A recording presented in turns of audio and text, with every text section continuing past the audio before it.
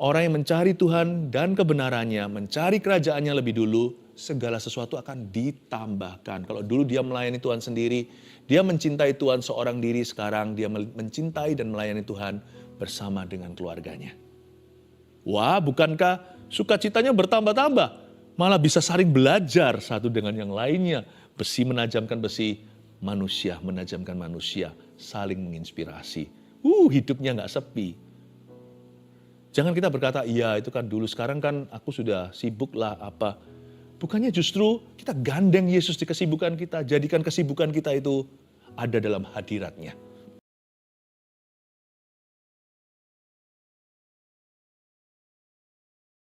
Teduh untuk bisa merasakan hadiratmu, sampai hati yang paling kering, paling mati sekalipun kau hidupkan.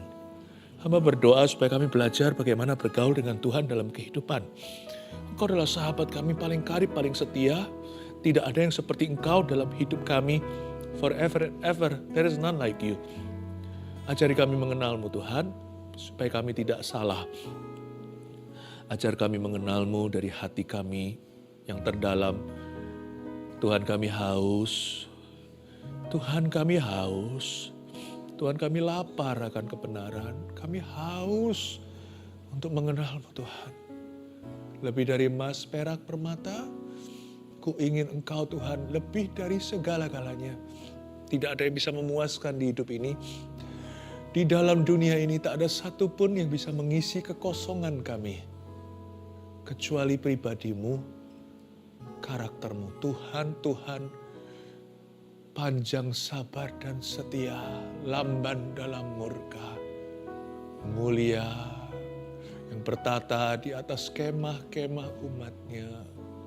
Tabut perjanjian kami, menorah kami yang bersih, kaki dian di dalam jiwa kami, yang senantiasa ya Tuhan ada di atas kami, melayang-layang bak tiang api dan tiang awan.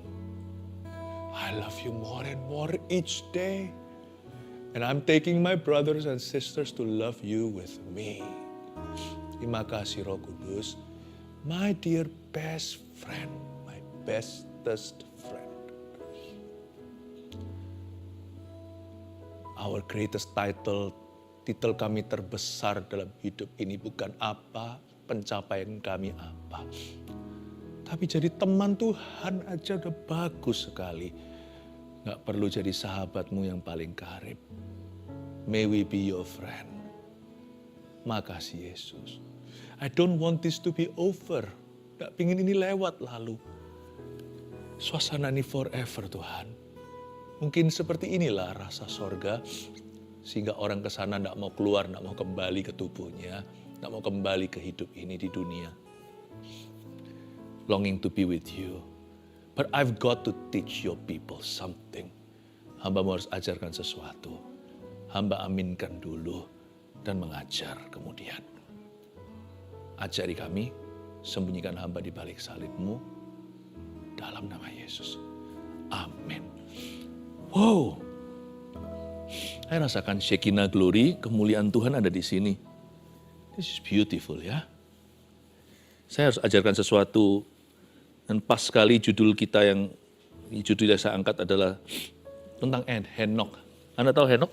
Henok adalah seorang tokoh perjanjian lama yang berjalan sama Tuhan, bergaul dengan Allah, lalu dia diangkat. Saya ajak kita belajar soal ini, dan saya tidak bicara tentang materi atau berkat, bahkan bukan kesembuhan atau mujizat. I want to talk about friendship with God. Bersahabat dengan Tuhan. Saya kasih judul hidup bergaul dengan Allah, Kejadian pasal 5, mari kita buka. Hidup dengan Allah. Hidup bergaul dengan Allah. Kejadian pasal 5. Ya. Kejadian 5 ayat yang ke-21 sampai 24 saya bacakan dulu ya. Setelah Henok hidup 65 tahun, ia memperanakkan Metusalah. Dan Henok hidup bergaul dengan Allah selama 300 tahun lagi. Setelah ia memperanakkan Metusalah, dan ia memperanakkan anak laki-laki dan perempuan. Jadi Henok mencapai umur 365 tahun. Dan Henok hidup bergaul dengan Allah. Lalu ia tidak ada lagi. Sebab ia telah diangkat oleh Allah. Pendek saja, biografi Henok ya cuma sekian. ayat 21 sampai 24 yang kita bacakan. Saya mulai dengan ayat 21 dulu. Setelah Henok hidup 65 tahun, ia memperanakkan Metusalah. Dan Henok hidup bergaul dengan Allah 300 tahun lagi setelah ia memperanakkan Metusalah. Hidup itu penuh dengan fase. Bergaul dengan Allah itu di segala aspek hidup kita. Betul sih, hidup itu penuh dengan dimensi kerja, keluarga, dimensional ya. Kayak multiverse gitu. Di berbagai dunia, kita ini satu dunia, tapi dunia kita banyak. Nggak boleh kalau bergaul dengan Allah itu tebang pilih. Aku mau sama Tuhan, bergaul sama Tuhan di gereja. Tapi di dunia kerja, sorry ya. Bisnis, Tuhan. Nggak bisa demikian. Atau di dalam keluarga, kita bersama dengan Tuhan, tapi kita nggak bawa keluar. Udah, faith is very private. Ada beberapa orang percaya bahwa iman itu personal. Betul, memang. Itu keputusan pribadi. Tapi iman tidak boleh ditaruh di bawah gantang. Mana ada lampu ditaruh di bawah sorokan. Atau di bawah kolongan. Nggak bisa. Mau jalan sama Yesus di rumah, bergaul sama Allah, kita harus jalan sama Yesus di luar. Kita harus menjadi saksinya. Hidup memang penuh dimensi. Tapi dimensi itu kan width atau lebar. Nggak boleh sama Tuhan itu narrow atau sempit. Cuman itu aja. Tuhan harus jadi segala-galanya. Tapi hidup itu juga length. Bergaul dengan Allah itu juga length atau kepanjangan. Nggak boleh hanya sampai sini saja. How long should we continue to be friend with God? To befriend God? Seberapa jauh kita harus terus continue atau lanjutkan persekutuan dengan kita dengan Tuhan? Beberapa orang berkata, waktu aku masih muda dulu bujangan, aku pelayanan. Tapi sekarang udah menikah Pak, beda. Sekarang saya udah punya momongan, udah sibuk, jadi udah nggak biarin anak muda aja. Emangnya Tuhan kontrakan? Nggak bisa. Tuhan itu lifetime. Hidup kita itu bukan hanya dimensinya, yaitu horizontal. Hidup kita itu juga panjangnya. Metusalah punya beberapa fase hidup. Kalau saya baca ayat 21 setelah Henok, Metusalah. Henok maksudnya, papanya. Setelah Henok hidup 65 tahun, ia memperanakkan Metusalah, itu kayaknya seperti fase pertama hidupnya ya. Seolah di masa bujangannya. Zaman dulu orang itu hidupnya lama. Orang itu hidup sampai 600, 700, bahkan yang paling tua, orang yang hidup paling lama itu 900 tahun sekian usianya. Henok itu termasuk pendek umur. Karena dia hanya hidup 365 tahun saja. Dia nggak mati, dia diambil sama Tuhan. Henok termasuk pendek usia.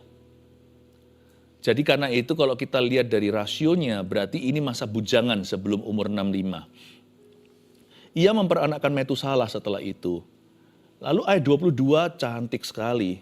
Ini ayat cakep sekali. Dan Henok hidup bergaul dengan Allah selama 300 tahun lagi. Berarti seumur hidupnya. Saya nggak tahu Henok itu kenal Tuhan usia berapa. Ini kan keturunan Adam, kalau Anda baca pasal 5 ayat 1 seterusnya, itu jahat-jahat semua. Lalu tiba-tiba muncul Henok yang istimewa. Henok pun orang berdosa. Orang perjanjian lama, perjanjian baru sama saja. Tapi Henok ini pasti ada turning point-nya. Mungkin ketika dia usia 32. Atau mungkin usia 18. Atau lebih kecil lagi, usia 9. Nggak ditulis di Alkitab, di biografinya. Pokoknya ditulis fase ke-1 sebelum dia umur 65, waktu dia belum berkeluarga, belum punya anak pertama, anak sulungnya Metusalah. Dan dia kelihatan di masa bujangan itu melayani Tuhan ya. Nggak tahu berapa lama dia melayani Tuhan, sejak kapan, pokoknya disebutkan bahwa dia bergaul dengan Tuhan. Dan ayat 22 lanjut, ada satu transisi. Bahaya penyeberangan. Bangsa Israel itu banyak yang hanyut ketika mereka menyeberangi sungai. Apalagi menyeberangi lautan, kalau bukan karena Tuhan. Lautan Merah itu pasti menenggelamkan. Orang-orang Mesir aja nggak bisa dengan kereta kudanya kok. Kita harus waspadai. Hidup itu punya fase-fase. Fase bujangan, fase menikah. Lalu menikah pun setelah itu punya anak. Di dalam dunia kerja juga sama. Waktu merintis kerja itu fase 1, fase berikutnya mulai mapan. Lalu ketika melimpah, nah disitulah kita kelihatan apakah kita berubah sama Tuhan. Kalau Tuhan jangan tanya, Tuhan nggak pernah berubah. Tuhan Yesus tidak berubah dahulu, sekarang, sampai selama-lamanya. Malah Tuhan itu menyuruh kita berbuah pada musimnya. Artinya jangan sampai berubah. Berbuah, bukan berubah. Jangan berubah setia.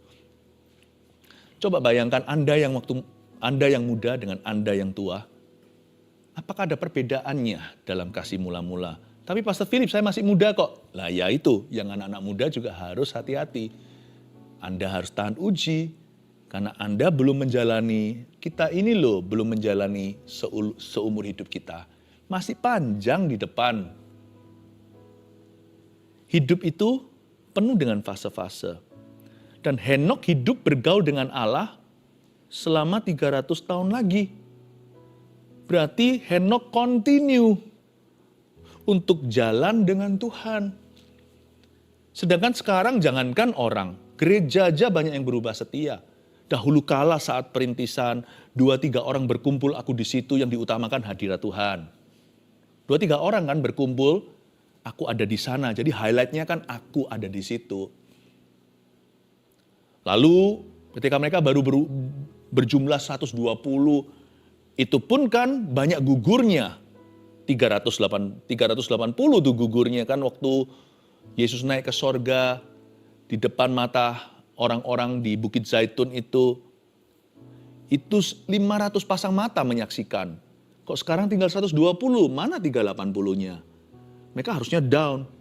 Tapi mereka bersandar, bergantung dengan Roh Kudus. Nggak tanggung-tanggung, lidah api turun, berbahasa roh mereka. Berbahasa lidah dalam kebaktian mereka. Nggak peduli orang bilang apa, ya kan? Dari dulu nggak pernah beda sejak purbakala. Mereka disindir sebagai orang-orang yang mabuk anggur. Ini orang-orang fanatik, ini orang-orang nggak waras. Sesat, bahasa roh sesat. Mereka nggak peduli. Malah mereka berkhotbah ke orang-orang itu. Sampaikan berita kabar baik sama mereka. Nggak semua bertobat, tapi 3.000 cukup banyak. Tapi setelah gereja masuk ke fase berikutnya, kayaknya Roh Kudus sudah nggak masuk tender lagi. Kayaknya Roh Kudus sudah cukup kontraknya. Cukup kamu sampai bangun kami di titik ini. Lebih dari ini, we can do it on our own. Kita bisa sendiri kok. Karena sekarang semua fasilitas sudah canggih. Yang fasilida banyak. Saya nggak mau berubah setia. Nambah boleh, jangan berubah. Yang patut diubah hanyalah sifat dosa kita. Jadi kebiasaan buruk kita, sifat-sifat kita, karakter yang kasar itu perlu berubah. Tapi apa yang dari Tuhan jangan diubah. Saya dulu itu dijamah Tuhan secara karismata, bukan sebagai denominasi. Karena waktu itu saya ada di Vancouver, Kanada. Gak ngerti lah yang namanya dunia gereja. Untung-untung ada gereja Indonesia 1. Tapi saya mengalami karismata, kasih karunia, artinya Roh Kudus jamah saya. Saya tidak mau tinggalkan. Dan saya ingat waktu saya disambar dengan karunia bahasa lidah, dipenuhi Roh Kudus dengan berkat Pentakosta. Saya nggak ngerti Pentakosta itu apa. Bukan denominasi, bukanlah alat perdebatan. Tapi saya alami perjumpaan. Sampai hari ini, saya konsisten dengan itu. Saya nggak mau ganti Tuhan. Saya nggak mau ganti cara. Modernisasi itu hanya metodenya. Esensinya tidak berubah. The Holy Spirit, Roh Kudus tetap di tempat pertama.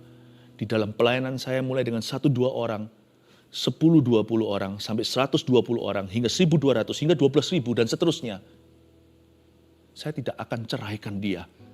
Dia bukanlah perintis atau vendor waktu awal-awal mulai set up. No.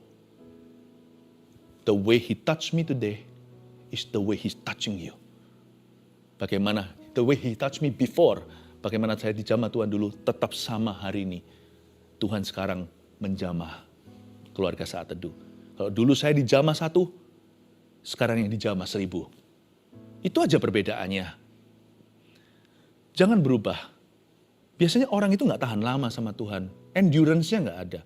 Jalan sama Tuhan 1 kilometer udah lelah. 10 kilometer udah berubah setia. 100 kilometer udah berkata, bosen aku Tuhan. Bosen sama Tuhan. Bergaul sama Tuhan nggak gitu. Lihat ini 365 tahun nggak bosen-bosen. Saya rasa sih nggak 365 sih. Dia pasti lebih sedikit dari itu. Karena saya nggak tahu kan dia umur berapa kenal Tuhan. Tahun berapa dia itu lahir baru. Kapan dia itu begitu intim dengan Roh Allah di Perjanjian Lama. Tapi pokoknya 300 tahun sekian. Nggak bosen-bosen nih Henok. Malah nggak pernah merasa cukup. Kalau materi, belajar untuk merasa cukup. Tuhan, jangan pernah merasa cukup. His grace is sufficient for me. Kasih karunia yang cukup bagiku.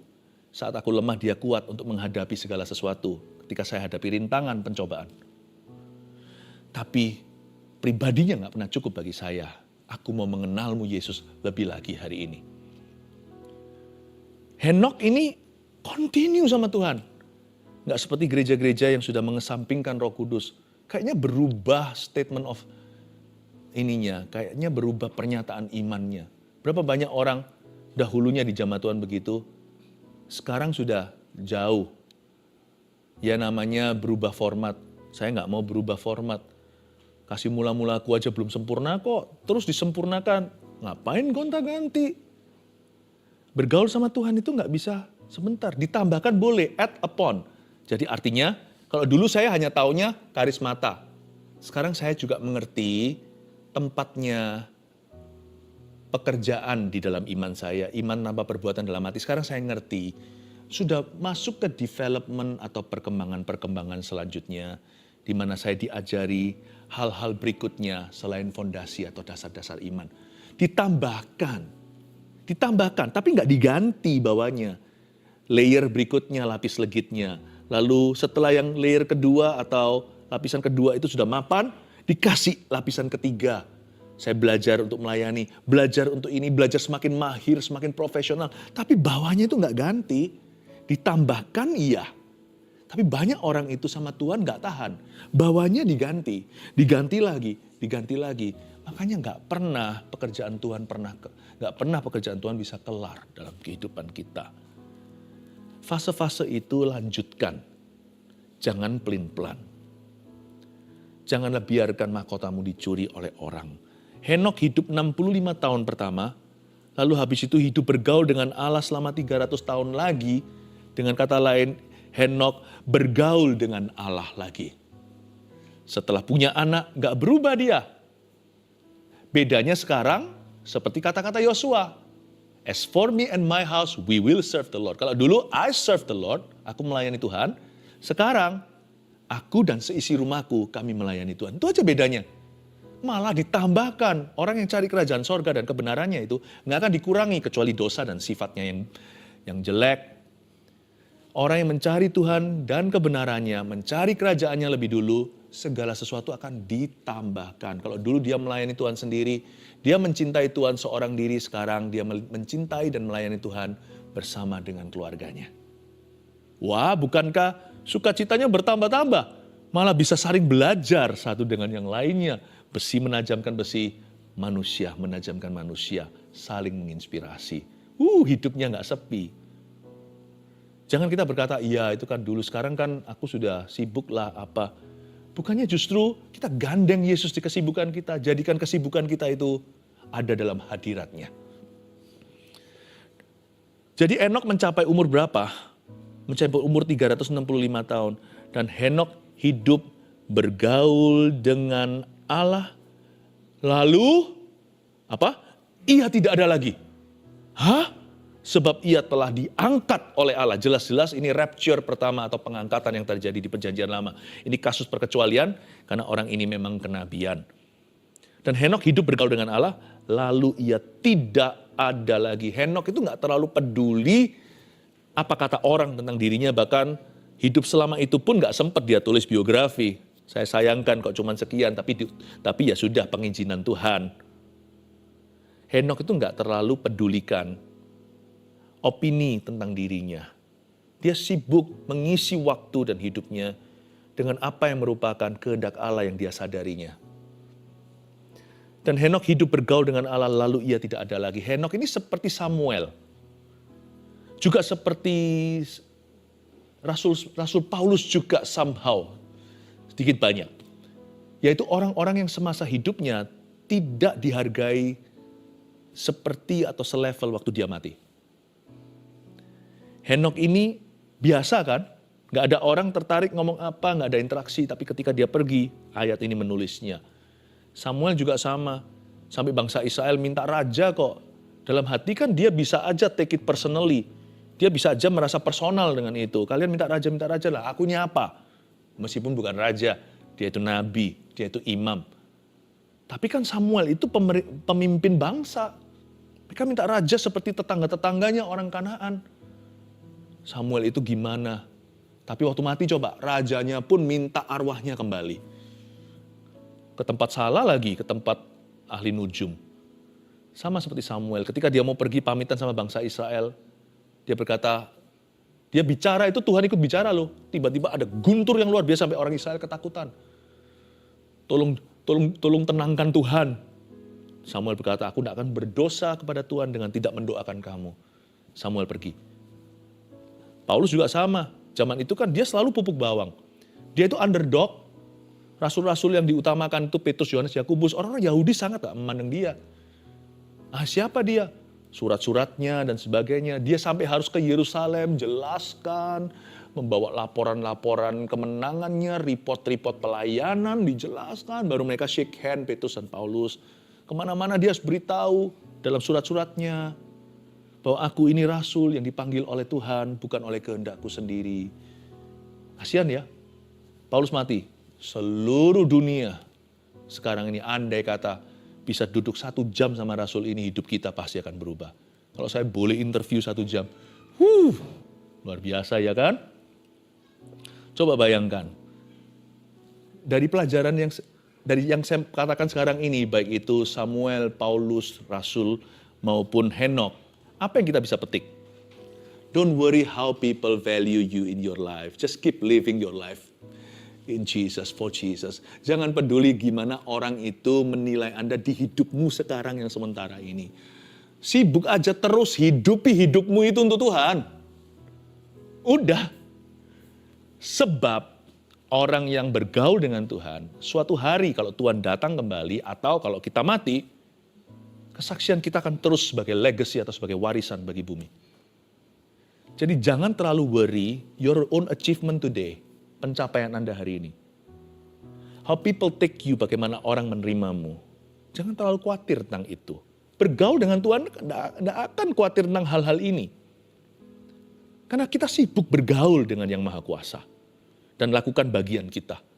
Don't worry about this. Jangan takut, jangan khawatir soal ini. Karena ternyata hidup kita nggak berhenti sampai kita mati.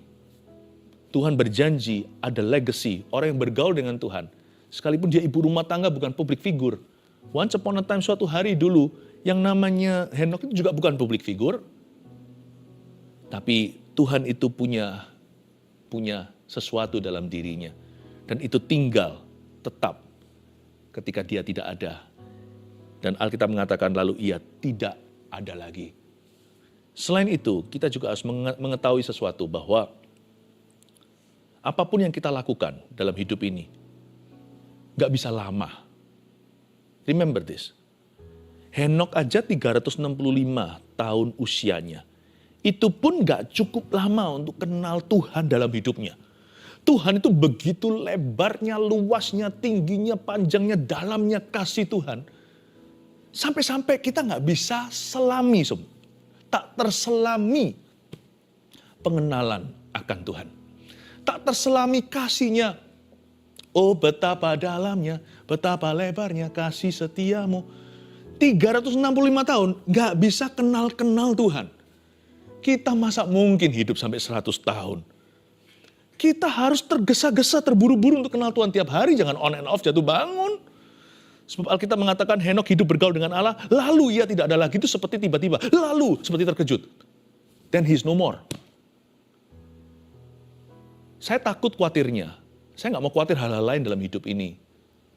Yang utama saya khawatirkan adalah saya nggak cukup kenal Tuhan sebelum saya ke sorga. Mengapa? Karena semua serba tiba-tiba.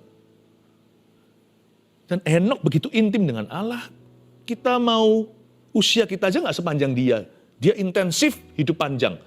Kita kurang intensif, hidup pendek. Jangan-jangan kita nanti gigit jari nggak tahu apa-apa tentang Yesus waktu kita ke sorga. Paling-paling cuma tahu teologia dan merasa diri tahu. Kebanyakan kita itu kalau nggak hati-hati kita terjebak dalam satu sindrom namanya bantu saya, SKSD. Sok kenal, sok dekat sama Tuhan. Nggak bergaul, nggak sibuk bergaul. Sibuk untuk impress others. How much you know about God. Kita mau impress orang lain, membuat orang lain kagum. Kita ini setahu apa sih tentang Tuhan. Kita itu kenal dia dan sebagainya. Biar Tuhan yang mengakui kita, jangan kita yang ngaku-ngaku. Kita layani saja. Kita lakukan kehendaknya. Selain itu ingatlah, apapun yang kau lakukan di hidup yang sementara ini, anything you do could be the last time you do it. Apapun yang Anda lakukan dan kerjakan dalam Tuhan, apapun itu juga, itu bisa jadi terakhir kali Anda lakukan. Kita nggak tahu ya, ini bukan nakut-nakutin, tapi hidup itu begitu. Kita nggak tahu kapan terakhir kali kita ke kantor. Bisa jadi hari itu terakhir, makanya itu, kalau kita ke kantor, lakukan itu sebagai pelayanan. Bukan berarti kita melayani Tuhan seperti di gereja, tapi sungguh-sungguhlah bekerja, jujur jadi orang, jangan menipu sesama, takutlah akan Tuhan. Profit itu profit yang halal. Karena kita tahu bahwa pekerjaan kita adalah pelayanan kita. Our work is our ministry. Anda tidak akan pernah tahu kapan Anda cium istri Anda terakhir kali atau suami Anda. Anda tidak akan pernah tahu kapan Anda cium anak Anda terakhir, kapan anak cium papanya terakhir kali. Kita tidak pernah tahu kapan kita terakhir ke gereja. Jangan telatan kalau datang. Gampang, nanti aja. Kita datangnya setengah jam setelah ibadah mulai atau seperempat jam. Jangan. Kalau mau datang sekalian. Orang nonton bioskop aja nggak mau ketinggalan kan? Popcornnya udah siap semuanya. Kita nggak mau ketinggalan. Bahkan reklamenya pun atau film-film yang masih ditayangkan kemudian sekarang ditunjukkan dulu preview. Itu pun kita nggak mau ketinggalan. Itu part of the entertainment. Kalau bioskop aja announcement pengumumannya kita nggak mau lewat. Jangan telat-telatan. Karena kita nggak tahu itu bisa jadi terakhir kali kita ibadah. Kalau saya khotbah, misalkan saya bagi firman seperti ini, saya juga nggak pernah tahu kapan saya terakhir kali akan memberi makan. Kita nggak pernah tahu kapan kita terakhir kali pelayanan. Kita kapan terakhir kali dilayani. Kapan terakhir kali kita melayani. Makanya itu, everything you do it as if it's the last time you're doing it. Apapun yang Anda lakukan itu seolah-olah terakhir kali engkau lakukan itu. You do it for Him. Kita lakukan ini untuk Dia. 3 poin, 4. Saya kasih 4, biar kenyang sekalian. Hidup bergaul dengan Allah nomor 1. Dari pelajaran ini reviewnya adalah sebagai berikut. Mengasihi Tuhan dengan segenap hati saat bujangan. Belajar dari Henokh. Ketika masih single atau lajang, kasihi Tuhan dengan segenap hatimu. Saya ingat waktu saya masih single ya, kehidupan doa saya itu setiap hari 3-6 jam. Itu langsung ya, sekali doa 3-6 jam. Sekarang saya nggak bisa, karena kesibukan, udah punya keluarga, anak segalanya. Jadi yang pasti saya terjadi penyesuaian. Pagi hari, first thing first, saya saat teduh pribadi 1 jam. Lalu malam saya ada sesi pendek dengan Tuhan Yesus, dan di tengah-tengah waktu saya bekerja, saya selalu ada break-breaknya, ada titik-titik saya berhenti, dan saya menyapa Tuhan dan bersekutu dengan Dia. Mengasihi Tuhan dengan segenap hati saat bujangan, karena Pumpung masih bujangan, bangun sekencang-kencangnya. Zaman dulu belum ada apps, belum ada smartphone maksud saya, jadi saya kemana-mana itu bawa Alkitab saya, buku ini, lalu dengan stabilo. Saya jadi ingat mesti ada tas Alkitab dan stabilo di dalamnya. Lalu kunci mobil, kalau saya berhenti di mana, saya buka Alkitab saya stabilo, saya belajar. Selain itu, waktu masa bujangan, jaga mata. Berusaha untuk tidak jatuh dalam dosa seksualita. Kalau sampai saya goyah, cepat saya bertobat dan kembali pada Tuhan. Maksudnya, mengasihi Tuhan dengan segenap hati saat bujangan itu bukan berarti jadi seorang Kristen bujangan yang sempurna. Kata mengasihi Tuhan dengan segenap hati itu artinya terus berusaha, terus bangkit.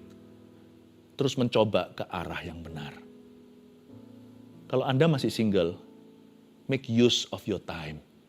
Jangan mikirin terus melulu soal pacaran. Kalau memang belum waktunya, kusumpahi kamu.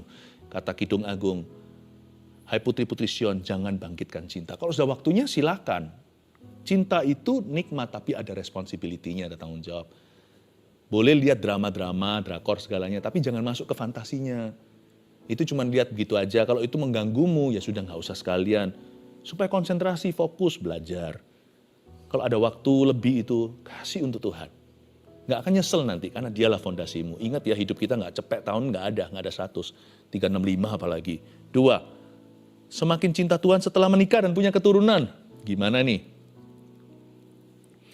Kita setelah menikah, setelah punya anak, makin cinta Tuhan atau enggak? Saya masih ingat pertama kali punya anak, lalu habis itu anak kedua, ketiga, selalu di usia tertentu ya nggak langsung baru lahir dari rumah sakit langsung bawa ke gereja, ya enggak. Tapi saya nggak pakai lama-lama, saya dan istri saya bawa anak itu ke gereja. Beda lah ya. Kalau dulu saya sapa bapak itu dengan tangan kosongan, waktu saya gendongan ada momongan gini, bapak itu rasa kayak seperti deket sama Tuhan itu enggak ada duanya. Karena sekarang seperti ada satu bonding antara saya dengan bapak, meskipun nggak bisa mengerti hati bapak sepenuhnya, tapi sekarang saya tahu remang-remang dan kira-kira, bapak, aku punya anak loh, aku pun seorang bapak, bantu aku, ada bonding tertentu. Kalau dulu hanyalah bapak anak, sekarang bapak anak dan bapak dengan anak saya, bapak sorga, bapak kami dalam sorga, saya tunggu nanti nak kamu bisa bicara, nanti kita sebut sama-sama bapak kami yang ada dalam sorga, bapaknya kami berdua, sama istri sama anak-anak saya, bapak kami bertiga kalau anak baru 1 ya, sama istri. Sekarang bapak kami berlima, kami sekeluarga berlima. Kepinginnya begitu. Kalau nanti saya tunggu ya sampai kamu bisa mengenal Bapakku yang di sorga. Tapi sambil begini, bapak dengan anak juga, tapi sekarang bapak dengan bapak. Wow, rasanya itu, beda. Tapi sekarang trennya begini sih malahan. Banyak orang tidak mau ke gereja karena alasan anak. Kebalik ya. Ya enggak bisa anak. Nggak mau ke gereja karena alasan anak. Kan sayang menurut saya. Kenapa hilang kesempatan suatu hari bisa misalnya di gereja Mawar Sharon yang saya gembalakan itu banyak sih cerita begini. Ini jadi fakta lapangan. Papa mamanya CG leader, pemimpin kelompok sel. Anaknya juga CG leader untuk anak-anak. Juga pemimpin kelompok sel. Bayangin tuh bondingnya itu kalau pulang ke rumah. Karena kami alami juga dengan anak-anak kami. Bayangin itu ikatan batinnya itu loh. Nggak sekedar papa anak tetap didisiplin, kadang-kadang nakal. Tetapi ada satu respek yang tiada duanya. Saling melihat sama-sama pelayan Tuhan. Ada satu bonding yang ekstra yang tidak ditemukan hanya dalam keluarga yang diikat dengan darah dan daging saja. Ada darah dan daging Yesus di dalamnya. Ada pelayanan, ada satu visi dan tujuan.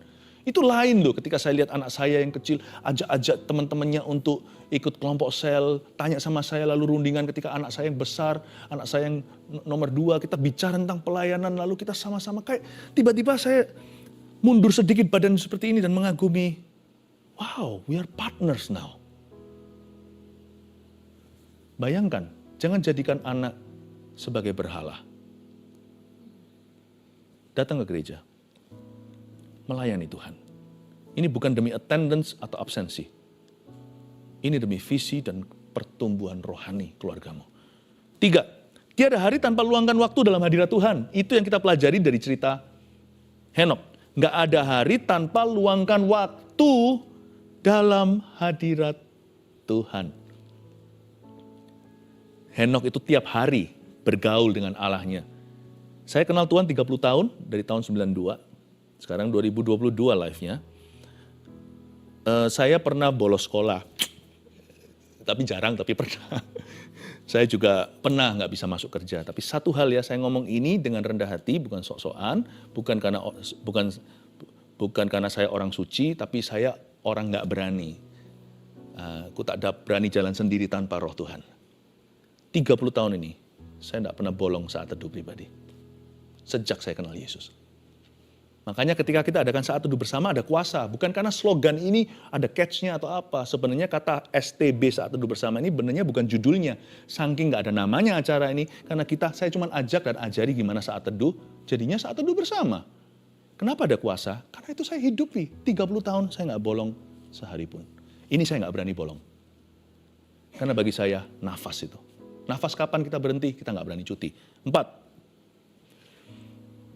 Hidup bergaul dengan Allah yang kita pelajari dari Henok yang terakhir. Belajar dituntun Tuhan dalam mengambil setiap keputusan. Terakhir ini yang penting ini actionnya.